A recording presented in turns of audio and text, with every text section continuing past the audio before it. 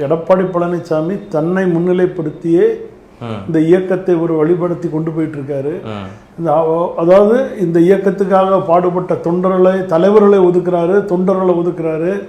அவருக்கு கூட அதாவது அந்த இயக்கத்துக்காக பாடுபட்ட எல்லாரையுமே ஒதுக்கிட்டு இருக்கிறாருங்கிறத அண்ணன் ஓபிஎஸ் அவர்களின் மூலமாக நாங்கள் பலமுறை இதுக்கு கருத்துக்களை எடுத்து கூடுறோம். புரட்சித் தலைவர் எம்ஜிஆர் அவர்கள், புரட்சித் தலைவி அம்மா அவர்களுடைய படத்தை போடாமல் தன்னை முன்னிலைப்படுத்தி அதாவது ஒரு சமுதாயத்துக்கு இவர் ஏதோ ஒரு தலைவர் மாரி கொங்கு பகுதியில் இவருடைய உழைப்பு. அது மட்டும் இல்லாமல் அன்றைய பொதுப்பணி அவர் பேசும்போது அன்றைய பொதுப்பணித்துறை அமைச்சராக நான் இருந்தேன்னு சொல்லுறது தவறு. அன்னைய பொதுப்பணித்துறை அமைச்சராக ராமலிங்கம் இருந்தார்.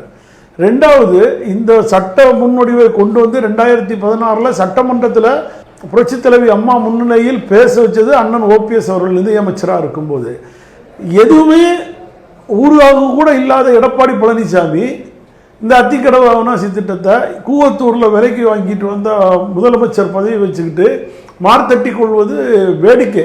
அது அண்ணன் செங்கோட்டையனுக்கு ஒரு உணர்ச்சி வரவேற்கிறோம்.